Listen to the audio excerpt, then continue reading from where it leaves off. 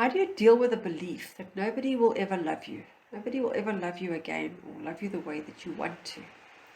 And this is a problem that a lot of empaths have. And this is why they land up in abusive relationships. For those of you who don't know me, my name is Natasha Williams, and I'm a toxic relationship expert and a personal development coach.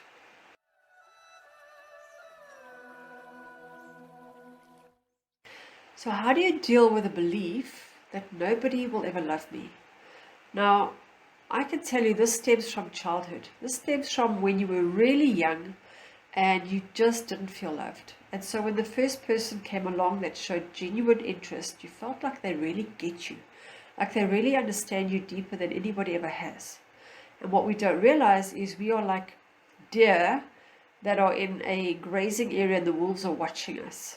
So what that means is they are predators. They're looking for people that are feeling unloved, that are feeling vulnerable, and they come in and they, like the fox in the fairy tales, they'll come and tell you all these things that you want to hear. They'll tell you whatever it is that you needed to hear to feel loved.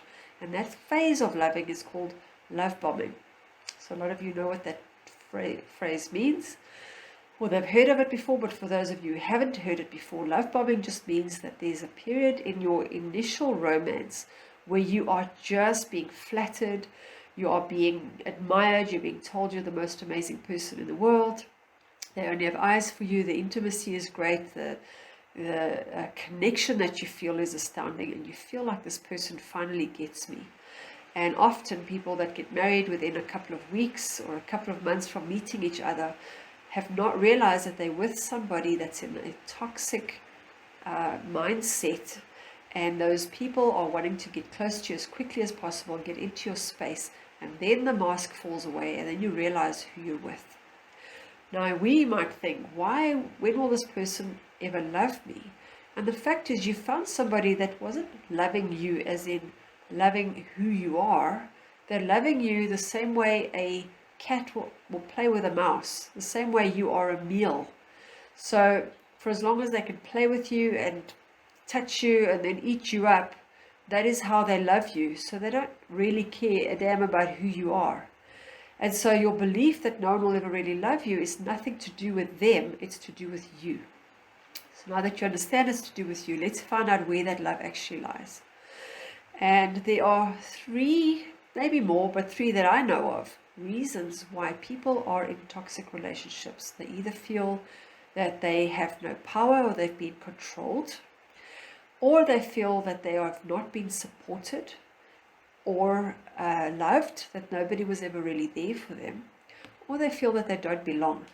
Now I'm going to tell you, and my thing is that you actually already knew that before you were even born. You had a feeling that you weren't wanted, that you didn't belong, that you somehow were not ever going to be loved, or there's going to be a power struggle. It's not about you, it's about what the person can get out of you for their own self-gain. And so when you're a child, your parents are your entire world. Your caregivers are the people that you base your worldview on. You look at them and think, this is how the world is. But the fact is, they're just your parents. They're two people. And even if you didn't have parents and you had step-parents or grandparents or you were adopted, it doesn't matter. The people that were your caregivers was your worldview. And maybe that was a handful of people. And you think the entire world is like that. And the truth of the matter is, the entire world's not like that. They are like that. And you were born into a dysfunctional situation. And so you are born into a place where the people that took care of you and raised you maybe weren't capable of loving you because they're not able to feel loved themselves. They are lacking. They are wounded. They need healing. And now they've had a child and they don't know how to fix this child. They might try, and maybe they willingly or unwillingly treated you badly, but they didn't know better. They only knew as best as they knew how.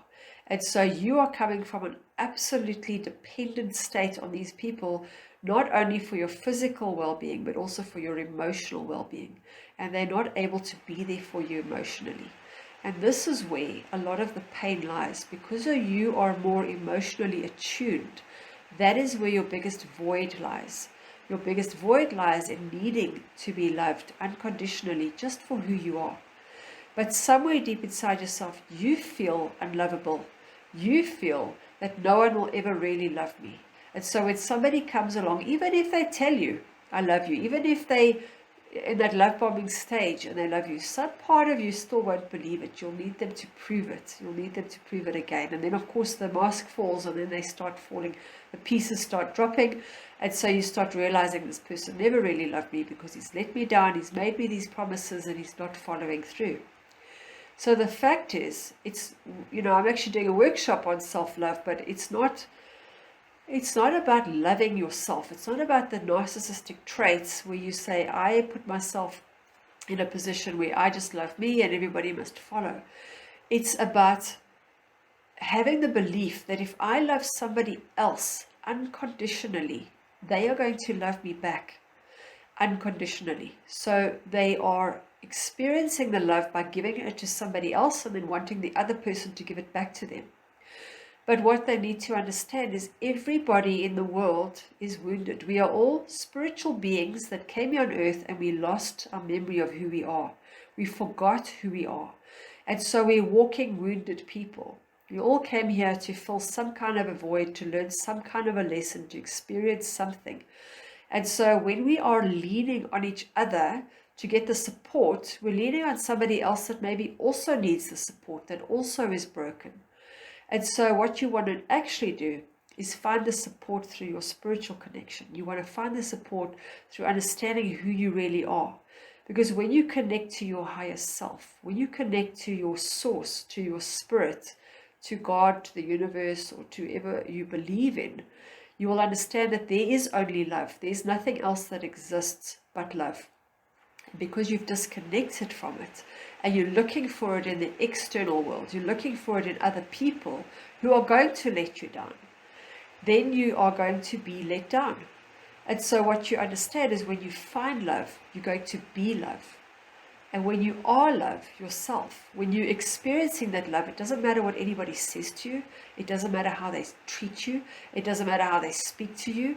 You're not going to take it personally because you already know that you're experiencing the love, and you will be able to see the pain in them. You'll be able to see that they don't have that love. It's not the same as denial. You're not denying something. You're not acting like I call people bliss bunnies, where they just say, well, love and light, and let's hide all the bad stuff. Let's just forget it exists. It's about integrating the bad. It's about integrating the negative emotions, that feeling of being human with being spiritual, with understanding that we all have lessons and that it's okay. And that it's okay to want to be loved. And then what happens when you let that expectation go, when you let the expectation that somebody else is going to fulfill that void in you, and you are fulfilled in yourself, you're going to start attracting people that are also already fulfilled in themselves. We no longer live in a world where the roles used to be very clearly identified, where half a person found the other half and they made each other whole.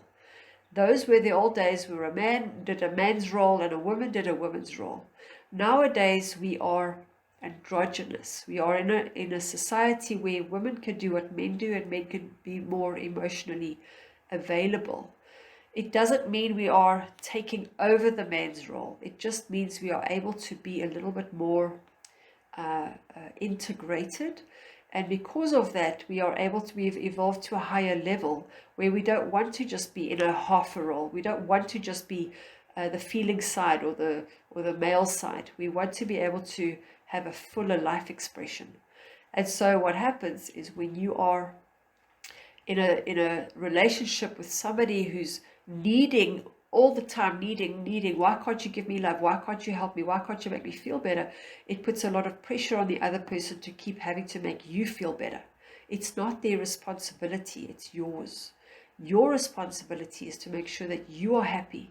If they can't make you happy, then you need to find other things that also make you happy. One person cannot fulfill you. One person cannot be all things to you. They can be certain things to you. You can find those other things that fulfill you via other means, maybe via hobbies, maybe via reading, via friends, via family, whatever it is that lights you up.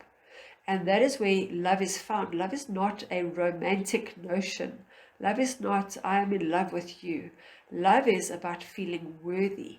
Love is about connecting to nature. Love is about connecting to who you are, what your purpose is, and feeling that flow of spirit through you where you light up and you feel energized. And that is where you start seeing miracles happen.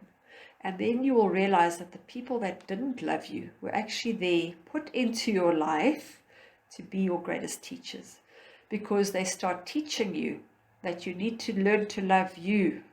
You don't expect them to love you. And then if they leave, they take their love with you and you're left empty again. And that is because you outsourced it. You need to keep it to yourself. So how do you heal from that belief that nobody ever will love me? You've got to understand it's a belief. It's a belief that you found as a child that somebody else needs to love me. Somebody else needs to take care of me in order for me to be valued. And when you realize that that somebody else is just anybody, no, it wasn't. It was a specific person. It was your caregiver or your sibling or somebody who couldn't have it in them to love you because they didn't love themselves, that you realize you can't be looking for it from them. You can find it for yourself. There are other ways that you can let it go and you can start to heal. I hope this helped you. If you would like more videos, please subscribe to my channel or follow me on Facebook. And I also offer free calls. I call them strategy calls, but it's more a call where we actually do some work where you can experience the healing. And then you can see how the work actually happens and how you can actually turn your life around. So if you'd like that, click on the link below and book a call with me. There is a form you need to complete just so that I know a bit more about you. And I look forward to sharing more of these videos with you, and you have an amazing day.